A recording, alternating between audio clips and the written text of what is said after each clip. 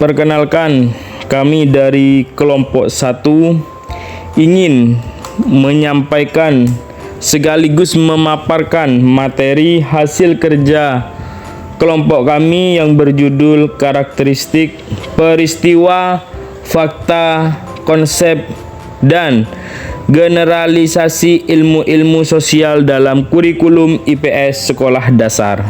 Yang pertama, poin A, karakteristik pembelajaran IPS sekolah dasar kelas tinggi. Metode pembelajaran yang diterapkan guru di sekolah dasar kelas tinggi itu ada banyak, akan tetapi kami sampaikan di sini ada 12 metode pembelajaran. Ada metode pembelajaran ceramah, tanya jawab, diskusi, simulasi dan bermain peran, pemecahan masalah, karya wisata, penugasan proyek, studi kasus, observasi dan pengamatan, demonstrasi, dan yang terakhir resitasi. Menurut Piase, bahwasannya siswa kelas 6 sekolah dasar yang telah mencapai usia 11 tahun telah memahami fase perkembangan operasional formal. Contoh kegiatan belajar yang dapat dilakukan di dalam pembelajaran IPS kepada siswa kelas tinggi di sekolah dasar. Yang pertama, contoh kegiatannya yaitu mendeskripsikan aturan-aturan yang berlaku di lingkungan keluarga. Yang kedua, mendeskripsikan peraturan atau silsilah dalam lingkungan keluarga. Yang ketiga, membandingkan kelompok-kelompok sosial yang ada di masyarakat. Yang keempat, melakukan diskusi kelompok tentang terjadinya jual beli. Yang kelima, menafsirkan peninggalan-peninggalan sejarah. Yang keenam, menyajikan hubungan antar sumber daya alam dengan kegiatan ekonomi masyarakat setempat. Sesuai dengan penjelasan yang telah kami sampaikan, bahwasannya pembelajaran IPS kepada siswa kelas tinggi di sekolah dasar banyak menggunakan pembelajaran yang berbasis masalah, menggunakan pendekatan konstruktivistik, melakukan aktivitas menyelidiki, meneliti, dan membandingkan, serta menarik kesimpulan.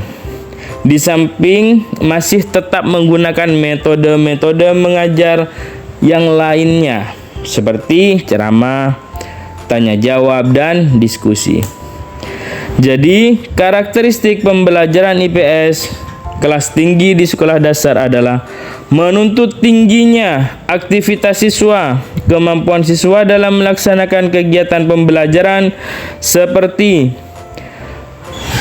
melakukan proses penyelidikan, melakukan pemecahan masalah, dan sebagainya.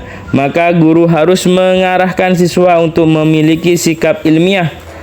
Hal inilah yang menyebabkan guru IPS kaya akan pengalaman, kemampuan mengajar, serta mampu mengarahkan belajar siswa agar dapat dicapai secara efektif melalui pembelajaran di sekolah dasar. B. Peristiwa.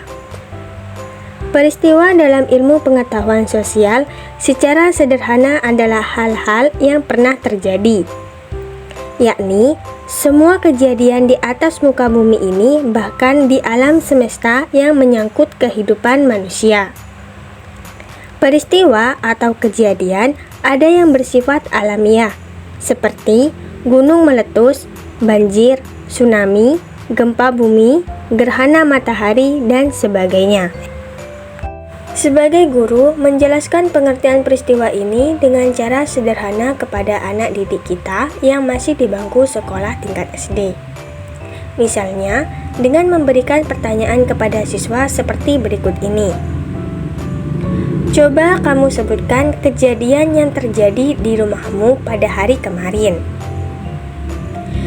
Siapakah yang menonton acara televisi pada hari kemarin? Ada berita kejadian apa saja? Dan seterusnya. C. fakta.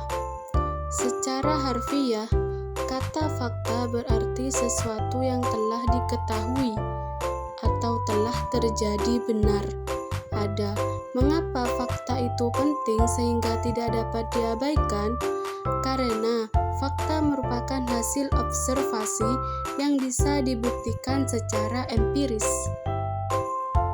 Beberapa contoh cara guru menjelaskan fakta kepada siswa dengan cara sederhana.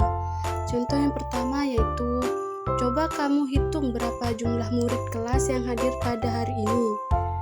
Nah, jawaban dari murid tersebut itu adalah fakta. Lalu yang kedua, siapakah nama kepala sekolah kita? Nah, jawaban dari murid tersebut itu juga adalah fakta. Dan contoh seterusnya. D. Konsep.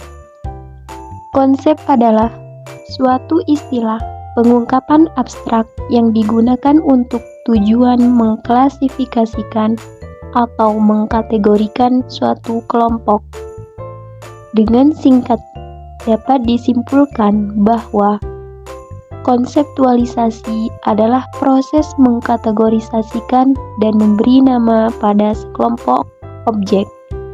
Adanya konsep ini agar memberikan bekal untuk siswa supaya bisa mengkategorikan suatu kelompok. E. Yaitu generalisasi. Generalisasi adalah proses penalaran yang membentuk kesimpulan secara umum melalui suatu kejadian, hal, dan sebagainya. Generalisasi merupakan salah satu penalaran induktif. Contoh, mawar itu adalah bunga dan tercium wangi. Melati itu adalah bunga dan juga tercium wangi. Generalisasinya adalah semua bunga itu tercium wangi. Baik, sekian pemaparan materi yang telah kami sampaikan.